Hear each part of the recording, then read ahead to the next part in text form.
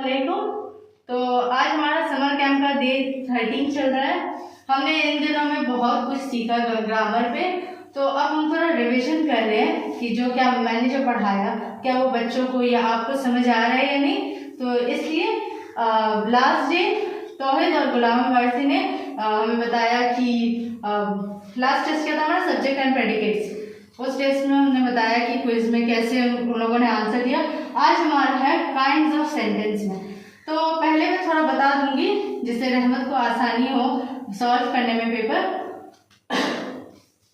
इसका क्या था, कितने प्रकार के सेंटेंस होते हैं।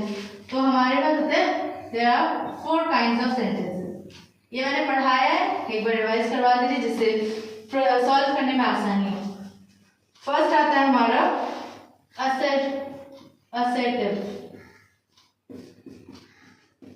असर्टिव का मतलब क्या होता है, हमें नॉर्मल बात बताता है।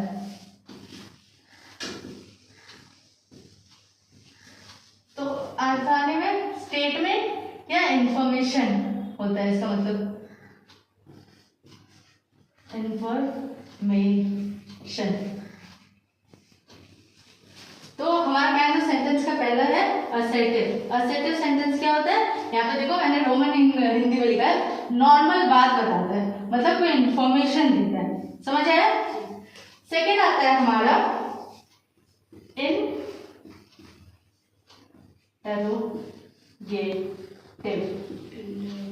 इंटेरोगेटिव। इसका मतलब क्या होता है, सवाल पूछता है। ये सेंटेंस क्या करता है, हमारा सवाल पूछता है।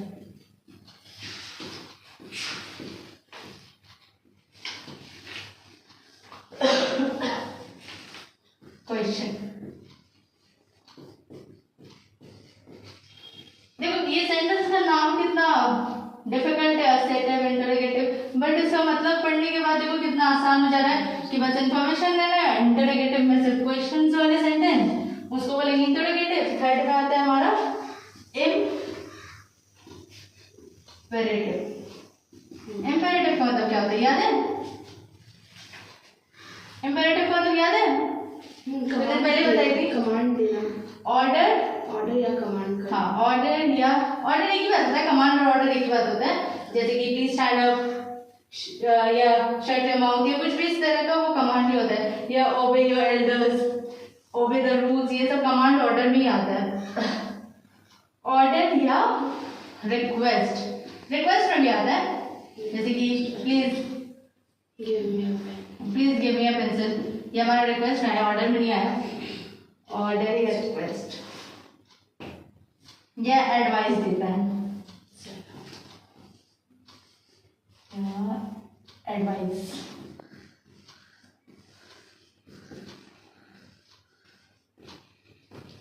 ये हो गया इंपेरेटिव हो गया। लास्ट क्या था,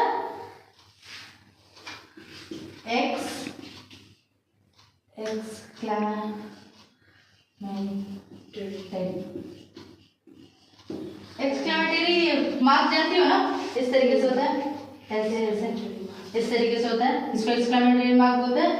तो एक्सक्लेमेशन बोलते हैं।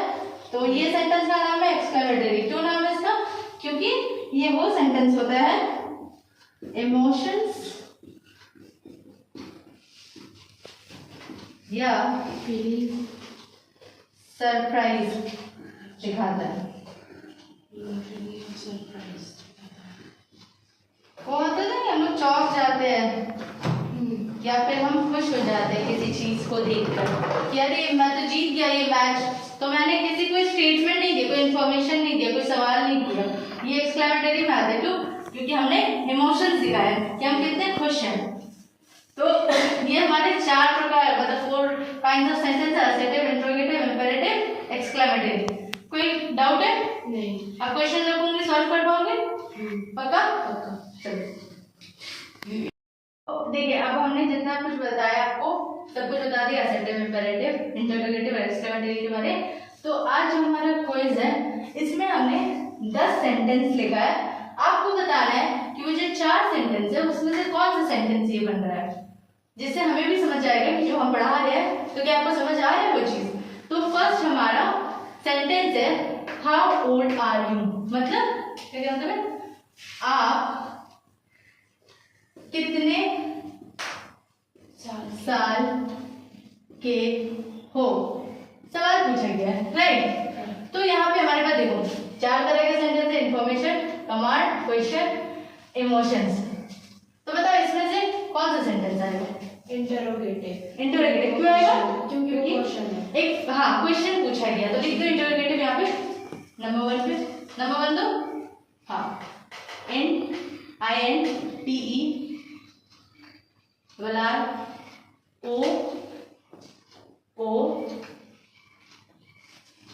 3 आ रहे इंटरोगेटिव गेटिव, ये सवाल पूछा गया, ठीक है। अब हमारा सेकेंड सेंटेंस है ओबे द एल्डर्स।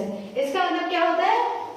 बड़ों की बात मानो, हाँ ओबे द एल्डर्स मतलब बड़ों की बात मानो। तो ये कमांड किया गया, कमांड के लिए, ठीक है। तो क्या कौन सा आएगा इसमें? Imperative sentence. कमांड किस में आ रहा है? देखो इसमें इंपेरेटिव में आ रहा है, तो क्या हुआ यहाँ पे?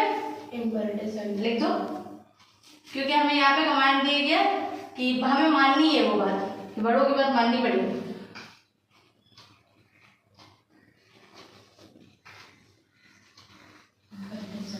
ठीक है,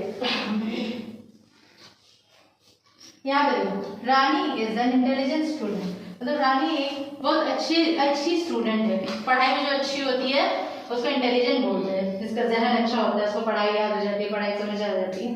तो यहाँ पे रानी के बारे बताया जा रहा है, तो क्या किया जा रहा है? रानी के बारे में दिया जा रहा है, इन्फॉर्मेशन दिया जा रहा है, वेरी गुड। तो यहाँ पे क्या होगा नंबर 3 पे? Assertive sentence. असर्टिव सेंटेंस क्यों दिया गया? ये असर्टिव कैसे बना, आपको कैसे पता लग रहा है? क्योंकि वो उसके बारे में इंफॉर्मेशन दे रही है कि वो रानी एक इंटेलिजेंट लड़की। वेरी गुड, चलो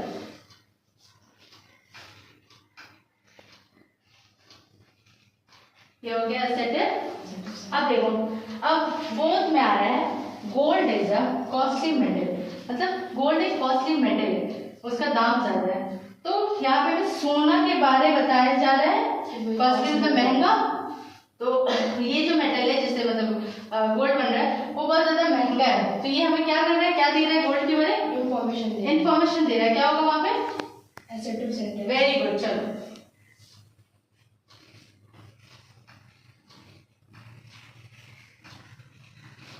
assertive। अब इसके बाद आ रहा है हमारा the fox is the cunning animal. Cunning का मतलब क्या होता है? चालाक। चालाक, वेरी गुड। चालाक जो लोमड़ी है वो बहुत चालाक जानवर है, ये चीज हमें बचपन से बताई गई है। तो ये सेंटेंस में क्या किया गया? लोमड़ी के बारे में क्या दिया गया? इंफॉर्मेशन दिया गया, तो वो किस में आएगा? Assertive sentence. हाँ असर्टिव में आएगा। नंबर 5 लिख के करो, असर्टिव लिखो वहां पे।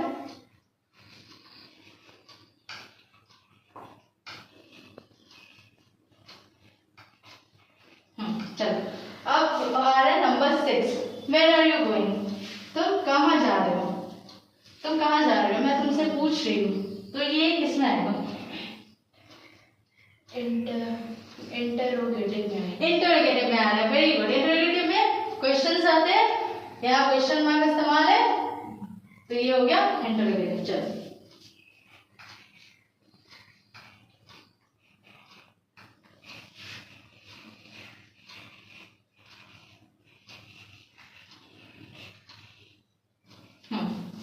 नंबर 7 आ रहा है hooray, we have won the match.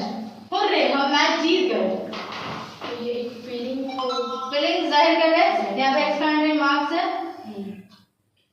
तो ये क्या कर रहा है? फीलिंग जाहिर कर रहा है कि वो बहुत खुश है कि वो मैच जीत गया। तो ये इसमें क्या आता है?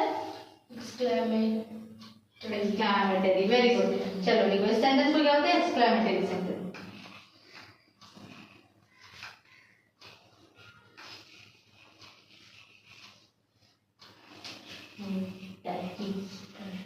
Yes, full stop. हमारी बात खत्म हो गई। अच्छा। तो ओके सर, अब 8 में आता है Chennai is the big city.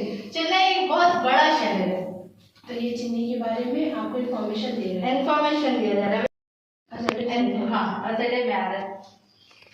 किसी भी चीज के बारे में अगर कोई फैक्ट बता रहा है, फैक्ट मतलब क्या होता है? तो फैक्ट का मतलब होता है ना जो सच है, जो सच है। हाँ फैक्ट, उसमें कुछ मिलावटी नहीं हो सकता है, कुछ झूठ नहीं बोला गया है, तो उसको फैक्ट बोलते हैं। तो वो इन्फॉर्मेशन में आता है, असर्टिव सेंटेंस में आता है।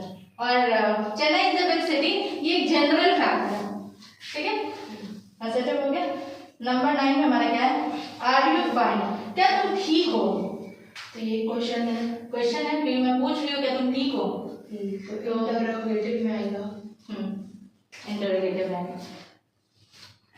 बट यहाँ पे अगर हम बोल देते आई एम फाइन या फिर शी इज फाइन, तो मतलब हम फैक्ट बता रहे हैं, इन्फॉर्मेशन दे रहे हैं इसके बारे में, तो वो आ जाता किसमें आता? वो असर्टिव सेंटेंस में। असर्टिव सेंटेंस में आता। बट अभी ये इंटरोगेटिव में आ रहा है क्योंकि हमसे पूछा गया है। चलो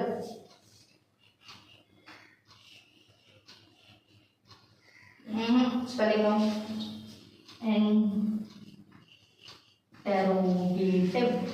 इंटरोगेटिव को ऐसे खींच के बोलोगे तो उसमें स्पेलिंग दिख जाएगा, इंटरोगेटिव, INTERROGATIV। 9 हो गया। नंबर 10 है हमारा आई लॉस्ट माय पर्स। उसका पर्स खो गया और वो चीज़ वो बता रही है। आई लॉस्ट माय पर्स मतलब होता है अरे मेरा पर्स खो गया, मतलब वो चमक के नहीं बोलते, शॉक होके कह रहे मेरा पर्स कहाँ गया, तो ये चीज़ वो बोल रही है। तो उसकी आई लॉस्ट माय पर्स, वो अपना फीलिंग बता रही है, फीलिंग जाहिर कर रही है कि वो शॉक हो गई। शॉक्ड हो गई है। जैसे यहाँ पे खुशी बताई गई है, कहाँ गया हो रही है, हाँ, तो यहाँ पे आई लॉस्ट माय पर्स, वो खुशी दिखाई गई है, ये चौंकना दुख होकर कह रही मेरा पर्स खो गया, तो ये किसमें आएगा? एक्सक्लेमेटरी में। हाँ, नंबर 10 एक्सक्लेमेटरी।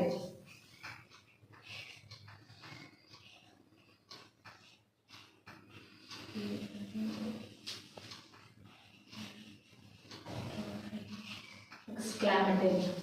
तो ये हमारे 10 सेंटेंस थे, आपको अच्छे से समझ आ गई progress sentence. Thank you so much, तुमको भी बहुत अच्छे से आया है, बहुत इजीली सॉल्व कर ली। तो ये तो हमारा क्विज हो गया। अब हम क्या कर रहे हैं ना, हमने लास्ट डे एडवर्ब पढ़ा था, तो एडवर्ब को हम समझ तो गए थे बट उसके लिए कोई सेंटेंस वगैरह नहीं बनाया था। तो अभी मैंने आपके सामने 10 एडवर्ब्स लिखे, जो वर्ड्स यूज होते हैं एडवर्ब में, वो वर्ड्स लिखा है। इसका एक एक सेंटेंस में बना के दिखाऊंगी जिससे आपको समझने में आसानी हो कि एडवर्ब एक्चुअल कैसे, मतलब सेंटेंस कैसे बनाता है। बेसिक बता दे रही हूँ कि वर्ब स्टेट, मतलब स्टेटमेंट या एक्शन बता रहा है कि वो क्या कर रहा है। एडवर्ब उस वर्ब को और ज्यादा जानकारी हमें दे रहा है कि वो कैसे कर रहा है। एक होता है कि ही इज वॉकिंग, वो चल रहा है, वर्ब में आता है कि वो चल रहा है। वो कैसे चल रहा है समझ नहीं आ रहा है कि वो धीरे चल रहा है या जल्दी जल्दी चल रहा है। तो जो धीरे या जल्दी जो हम इस्तेमाल कर रहे हैं वो होता है एडवर्ब, मतलब ज्यादा जानकारी देना। तो यहाँ पे हमारे पास 10 वर्ड है। Normally, accidentally, actually, always, anxiously, arrogantly, closely, poisonously, commonly और deliberately.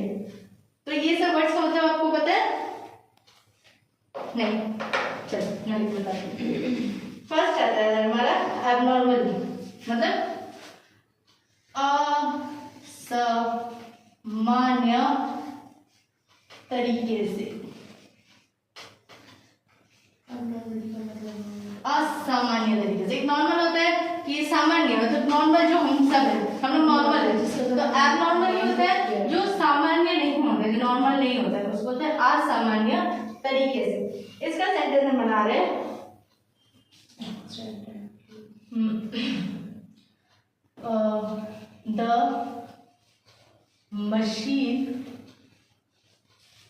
The machine was behaving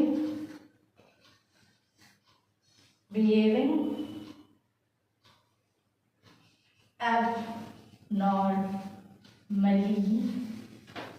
during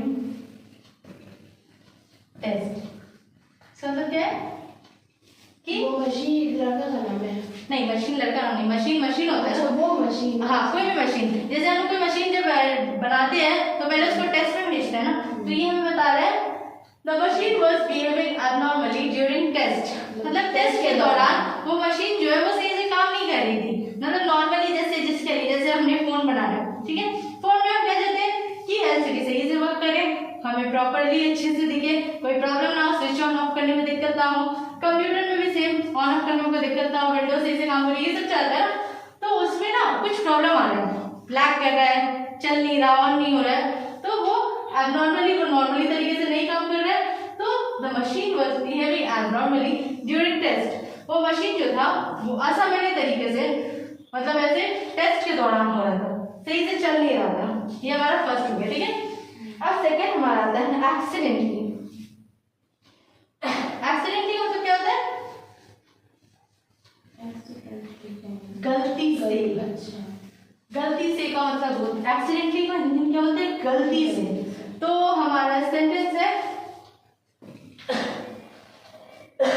he accidentally dropped the glass। इसका मतलब क्या है? उसने गलती से ग्लास गिरा दिया।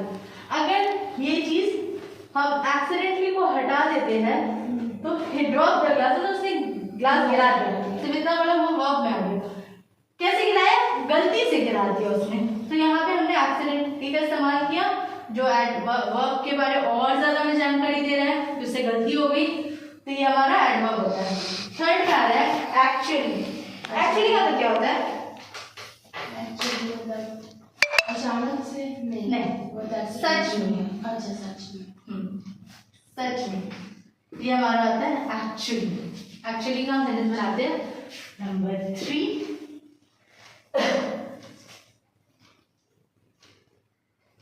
एक्चुअली या फिर सच में भी होता है या फिर वास्तव में, मतलब एग्जैक्ट उस टाइम पे वास्तव में जो हम होता है ना, वो भी होता है एक्चुअली। तो सच में या वास्तव में? वास्तव में तो वो होता है एक्चुअली, हो भी सकता है। हाँ, तो यहाँ पे है she actually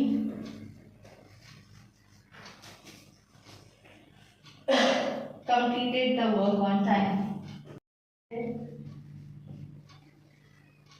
The work on time. इसका क्या मतलब है? उसने वास्तव में अपना काम पूरा कर लिया। She actually completed the work on time. एक तो हमें पता लग रहा है she completed the work on time. Actually हमारा एडवर्ब आ गया, क्योंकि और ज्यादा जानकारी दे रहे हैं कि वास्तव में उसने अपना काम वक्त पे कंप्लीट कर लिया। तो ये हो गया हमारा एक्चुअली का इस्तेमाल, ठीक है। नंबर 4 आता है ऑलवेज। ऑलवेज का मतलब क्या होता है? ऑलवेज का मतलब क्या होता है? हमेशा। हमेशा। हमेशा में ये बहुत इजी था, फिर भी एक दे दें। I always brush my teeth before bed. इसका मतलब क्या है कि मैं हमेशा सोने से पहले ब्रश करता हूँ। तो ये हो गया हमारा ऑलवेज। एंशियसली। एंशियसली का मतलब क्या होता है? नहीं पता? चलो मैं लिख देती हूँ, इसको नोट कर लेना। घबराहट या चिंता। घबराहट या चिंता, इसको बोलते हैं एंशियसली। जब घबराहट होती है ना किसी बात पे या हमें फिक्र होती है, तो वो हमारा आता है एंशियसली में। वालेकुम अस्सलाम। घबराहट या चिंता इसको बोलते हैं एंशियसली। तो इसका सेंटेंस बनाते हैं। द स्टूडेंट anxiously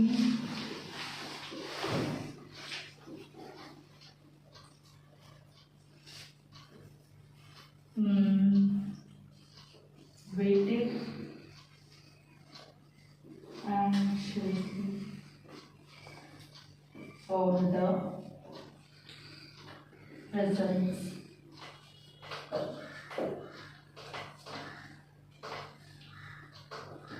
तो ये हमारा हो गया the student waited anxiously for the result. The student चिंता से रिजल्ट का इंतजार कर रहा है। एंग्शियसली का मतलब घबराहट या चिंता से हमने चिंता का इस्तेमाल किया कि वो एकदम ऐसे वो घबरा रहा था, वो परेशान होते नहीं, हम लोग फिक्र हो जाते हैं कि क्या होगा, हमारा रिजल्ट क्या आएगा।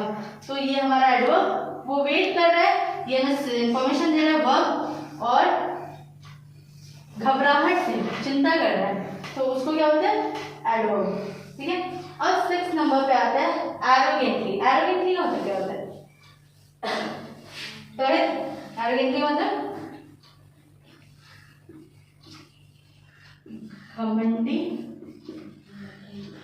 तरीके से। घमंड होता है, एरोगेंट बोलते हैं उसको, इसके अंदर किसी बात का गुरूर होता है। तो हमारा सेंटेंस होगा ही स्पोक arrogantly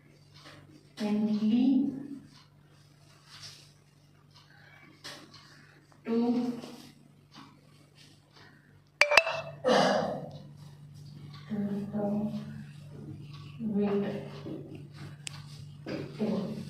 कमेंट से he spoke to the waiter, मतलब वो वेटर से बात कर रहे हैं। हमने एरोगेंटली उसके तरीके को जाहिर किया कि वो किस तरीके से बात कर रहे हैं। एरोगेंटली घमंडी तरीके से, बहुत हार्शली बोल रहा है, बुरे तरीके से। तो हमने यहाँ पे उसका तरीका बताया, तो एरोगेंटली आ गया हमारा एडवर्ब में। समझ आया? क्लोजली का मतलब क्या है? पास में से पास में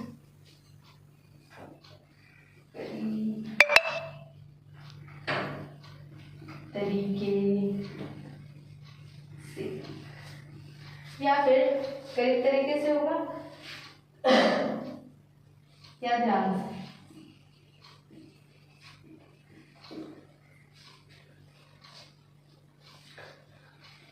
और यहाँ पे हमारा सेंटेंस हो रहा है, ये नंबर 7 है ना।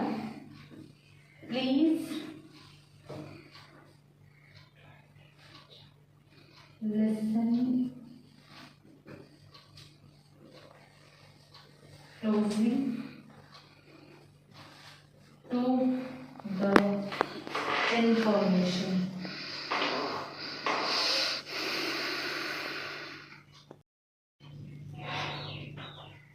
देखो यहाँ पे क्या है हमारा सेंटेंस, वर्ड है क्लोजली, करीब तरीके से या ध्यान से। तो हमने सेंटेंस बनाया please listen closely to the information. वो जो सूचना वो जो होता है उसको ध्यान से सुने, ध्यान से। तो इसका इस्तेमाल क्या है, ये हो गया हमारा एडवर्ब। ठीक है। नंबर 8 में आता है पॉइजनिंग, पॉक्सिंग। इसका क्या मतलब होता है? मना के या प्यार से। हम कोई बात अपनी बातें मनाते हैं ना प्यार से, इसका परमिशन लेते हैं, मना लेते हैं इसको। तो ये हमारा सेंटेंस होगा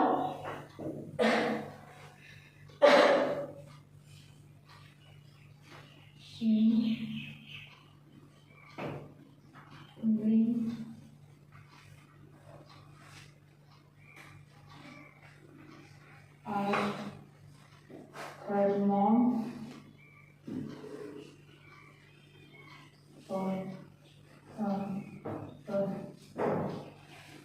उसने प्यार से, उस लड़की ने प्यार से अपनी मम्मा से टॉय मांगा।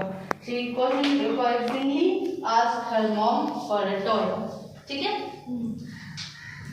नंबर 9 में आता है कॉमनली। कॉमनली का क्या मतलब है? आम तौर पर, आम तौर पर। तो हमारा सेंटेंस होगा नंबर 9,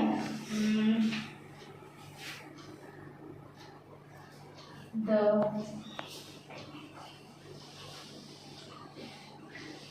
disease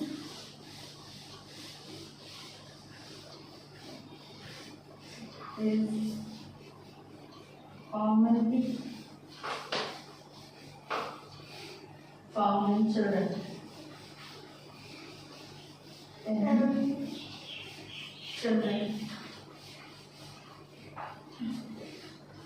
कॉमनली का मतलब क्या था? आमतौर पर।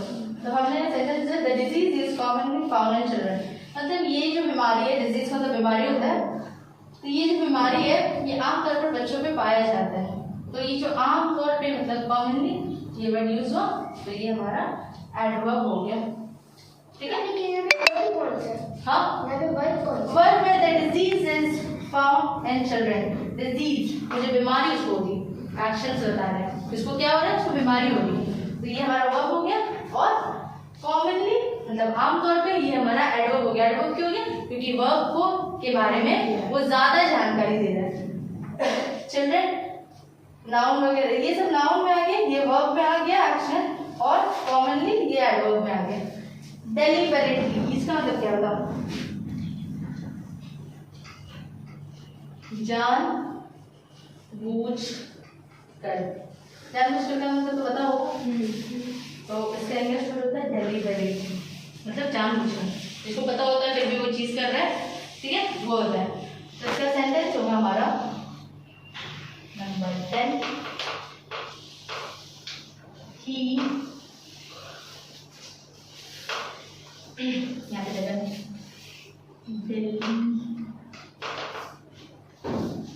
deliberately ignored my question। यहाँ पे deliberately मतलब जानबूझकर होता है। He deliberately ignored my question। उसने जानबूझ के मेरे क्वेश्चन को नजरअंदाज कर। तो अगर हम यहाँ पे लिखते हैं जैसे कि कविता ने पूछा इसमें वर्ब कौन सा है, तो he ignored my question मतलब उसने जो किया उसका करतूत वो बता रहा है कि उसने नजरअंदाज किया मेरे सवाल को। और डेलिबरेटली बताने मतलब जानबूझकर, उसने जानबूझकर किया। तो वर्ब के बारे में ज्यादा इंफॉर्मेशन दे रहा है, तो वो जानबूझकर करेंगे। तो आज के लिए एडवर्ब समझ आया आपको? आज के लिए बस इतना ही। Thank you so much. आगे क्लास में फिर और ज्यादा बारे में पढ़ेंगे।